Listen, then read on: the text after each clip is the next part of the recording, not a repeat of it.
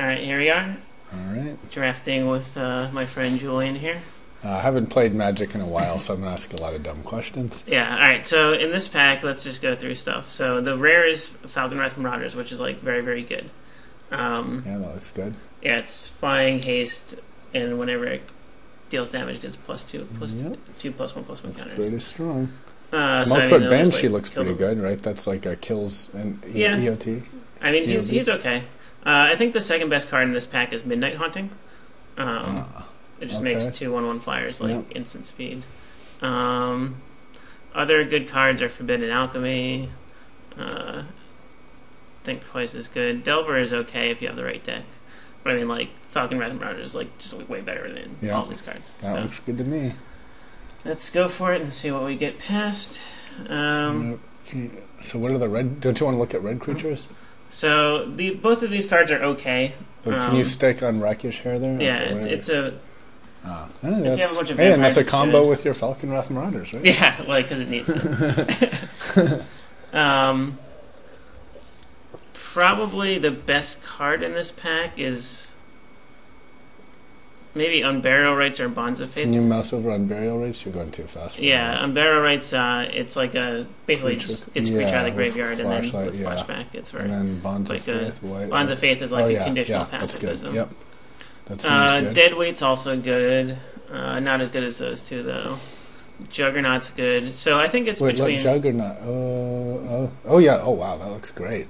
Yeah. Oh, I would totally go for Juggernaut just because it's colorless and big, right? Yeah, Juggernaut, like, it'll keep us open so we can, like, you know, just draft, like, whatever. That seems good to me.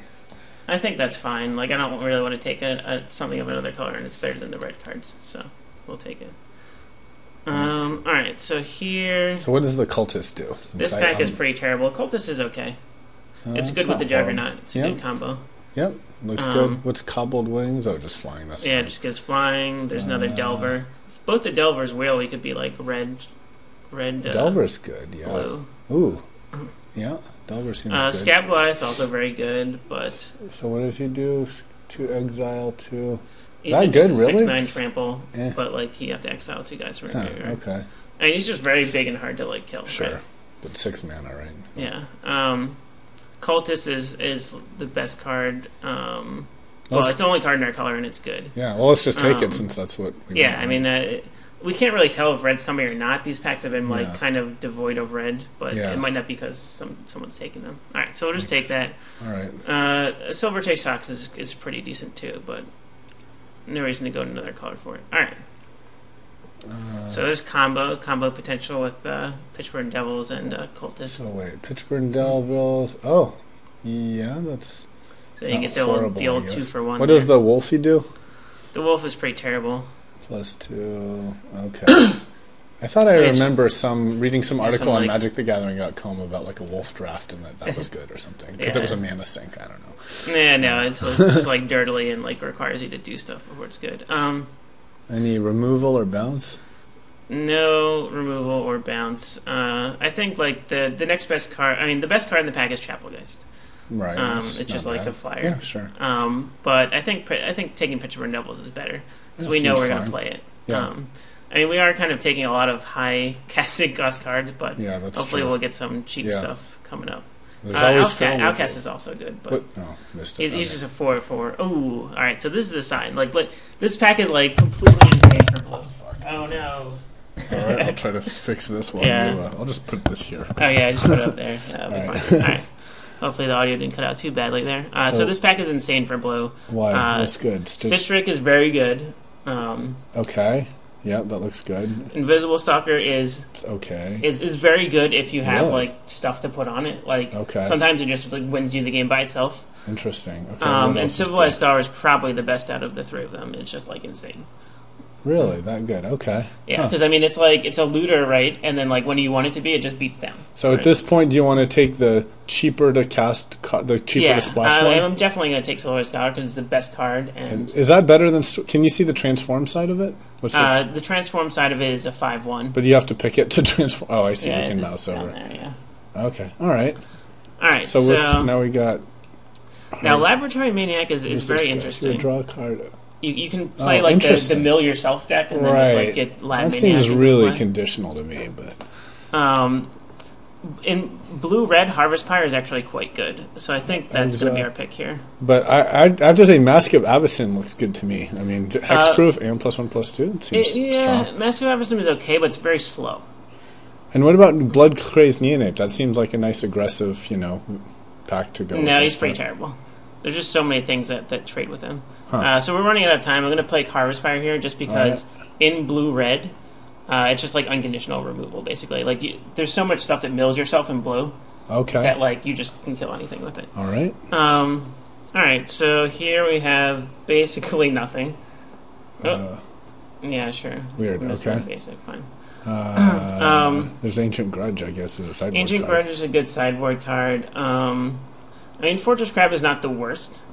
I mean, just kind of like if they have a bunch of ground guys, like. How about Curse of the Purest Heart, just to do damage? I mean, isn't that like just it's good if you're like super aggressive, but like our cards are all like so like slow and dirtily that like it's definitely not going to be good in our deck. Okay. So I think we're just going to take let's just take a sideboard Ancient Grudge. I think that's fine, and we'll hide it over here.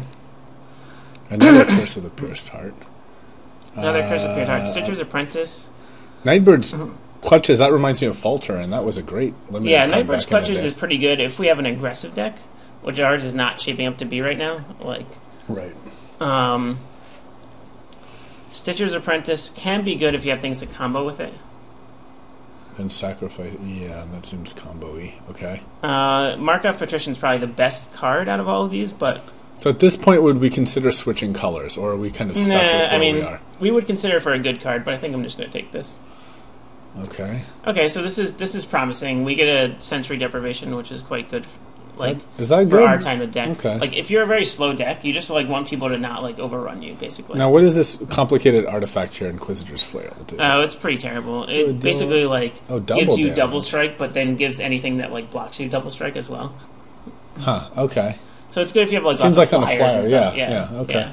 But I think Sensory Deprivation is just like easy pick here. All right. That's cheap. Yeah. Okay, this is a good sign. We got our Ashmouth Hound back. That was in our first pack, right? Yeah. Like no, this was in our second pack. There's 6 cards left. Whenever he becomes blocked. Oh, sure. Yeah, I mean he's just a guy to like not have us not die in there. Like that seems great. Dream Twist. All right, so Dream Twist or Cobbled Wings, I think is the choice here. Dream Twist. I mean, we did not. If we took Laboratory Maniac, I would definitely take Dream Twist here. But since we didn't, I mean, we're probably not going to play either of these. The question is like, which are we more likely to play? And I think it's probably Cobbled Wings. All right. I mean, there's probably people yelling at me like, "Oh no, Dream Twist is the best."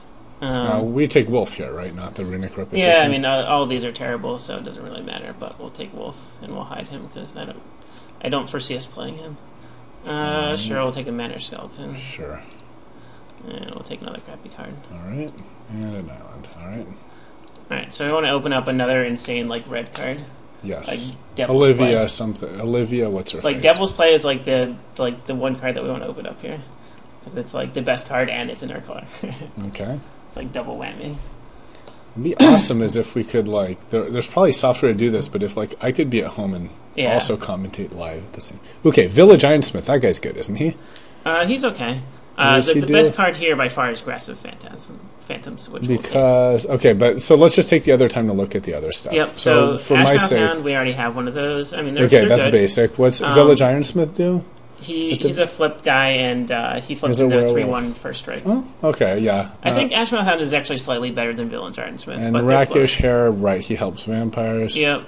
Okay, so and then I guess what are the other blue Blazing Torch choices? is good because it just like deals 2 damage to something. So what? Any blue choices? Just Scab is actually the second best card in this pack. Scab is really good. For a 1/4, that seems pretty basic to me. Yeah, but when you have like Harvest Pyre and stuff, like you definitely need to get cards in your now. What is and Stitcher's Apprentice? Oh, he's the combo guy. Yeah. Okay. Well, Aggressive Phantasm is Time Walk. Yeah. Insane. Yeah. Yeah, that seems fairly good. I've always liked put things. That reminds me of. I used to play Temporal Spring. And that was very strong with. Yep. Yeah. So with Flashback, it's quite insane. All right. Now, what's Infernal Plunge? I see. It's very bad. I see. Yeah. We've got Pitchburn Devils again. So Butcher's Cleaver, we could get in there with our humans. But we don't have any humans, right? We have the Scholar and we have the Cultist. And there are more humans. And, like, you know, with Butcher's Cleaver with the Invisible Stalker is just, like, unbeatable. It's just like, I'm hitting you, like, for 4 that you can't block and it has lifelink. And hexproof. The Invisible Stalker has hexproof, right? Yeah. I see. Okay. Well, should we just take that in case we get I mean, Stalker? like, stuff like this guy's a human, so if those guys wheel, right, we put on those guys. I think that's like the... the question that would come to my mind is, do we want the Ironsmith just because he's a dude and we don't have that many dudes at the beginning? Yeah, I mean, it's between Ironsmith and Butcher's Cleaver. And I think, like, Ironsmith will definitely play, but Butcher's Cleaver has the highest potential to be, like, to be swinging, good, right? Yeah. Okay, so it's like high variance, but, like, high expected value type. Exactly. Silent Departure, that's great, isn't it? Silent Departure is awesome. Watchkeep is also awesome. What is Watchkeep? He's a 1/5 defender for 3, and then when he flips, he's a 5/5. Well, pretty strong. Yeah. Okay. Silent Departure is very strong. It's less strong in, like, kind of our sort of, like, dirtle around, like, not do much in the early game, because it's good if you, like, put the pressure on, and then they play a dude, and you just, like, bounce it, and then they're like, fuck. The Watchkeep sounds pretty good for what we need. Yeah, I think I'm going to take Watchkeep here. I mean, he's just like he stops the beatdowns, and he also just beats down later when you need him to. Now, what about Think Twice? Think Twice is very good. I think Think Twice would be the 3rd choice out of these. Go away. I mean, Think Twice is not as good as Silent Departure. I see. But I think we're just going to go Watchkeep here. Yeah, that seems pretty good. 5/5 is not bad. Yeah. Oh, and then we get past the Geist Flame. That's a gift. So what is this guy? Geist Flame is super good. Really? Super good? Yeah, I mean, there's a lot of 1 toughness stuff, like, you know, Civilized Scholar and, like, the guy that, like, the Llanowar Elf guy. All right. And, like, anytime you kill, like, 2 creatures with 1 card, like, it's just, like, insane. Yeah, sure. No, I know about. I'm not so far removed that I don't remember card advantage. It was that. Back in my day, there was another flashback. It was like flashback sacrifice a mountain for. Yeah. And like even if you mill this into your graveyard, right? Then it's good. Okay, well let's take it then. Yeah, I mean it's easily the best card here. I mean Prey Pawn's pretty good too, but. And there's lots of Ironsmiths. It seems to be. We'll see if they wheel. So we got Harvest Pyre. That's terrible. All right, so Harvest Pyre. What does that do again? Can you mouse over it? We already have one, so I don't think we want another one at this time, because like they get worse in multiples. Sure. I think what we want out of this one is the Occultist. What does that do? Because it lets us get stuff into our graveyard, and it just like it's just a fine guy. I mean, he's nothing special, but something that okay. It helps us like get stuff into our graveyard to make cards like Harvest Pyre good. All right, and you wouldn't think here the Neonate just have more kind of early dudes? Neonate's only for like a super aggressive deck. Okay. Because it has to attack is the bad part, right? Right. Okay. So if you just play like an Occultist and they have like a Neonate, like they just like run it into you and I see. Dies.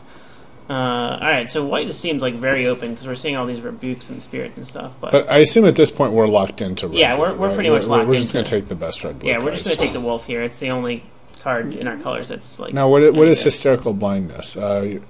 Hysterical Blindness is pretty bad. Okay, yeah, that doesn't seem great. Yeah, so stuff like Spirit is why Geist Flame is so good, because it just like gotcha. So much value. And is the equipment any good, or the two equipments here? Not for 4/2. And what does the Wooden Stake do? Just crappy stuff. I see. Okay. So Wolf is fine. You can get in there 3/1 and give him first strike. Sure. Oh, lots of red cards here. A lot of red stuff and a Traveler's Amulet. So we don't want to take another Ancient Grudge because we don't need another one for a sideboard. So what's our Tormented Pariah here, and what's Night Revelers? Tormented Pariah is a 3/2, and then he flips into a 6/4. He's okay. That seems good to me. Okay. He's kind of like can't do much until he flips, right? Like 4 mana 3/2 is like kind of bleh.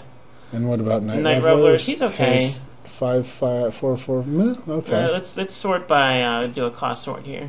Yeah, it seems like we need a lot of 1s and 2s to me, but yeah, we have a lot of high end stuff. But I mean, I think I'm just going to take Night Revelers here because I think it's a higher chance of playing him. Man, we're still getting past a lot of white stuff. And these Voiceless Spirits. Curiosity! They reprinted that. Yep, Curiosity. Oh, we should totally take Curiosity. That's awesome. We don't really have any flyers though. Like, what are we putting our Curiosity on? All right, well, now I see why your 1/1 unblockable Hexproof guy is so good. Making Curiosity. With him, Curiosity, that's pretty good. I mean, I don't think we're going to play Curiosity. We might. Do we have anything else to take? Yeah, Scarecrow. Scarecrow is a fine sideboard card. Flying your opponent's control.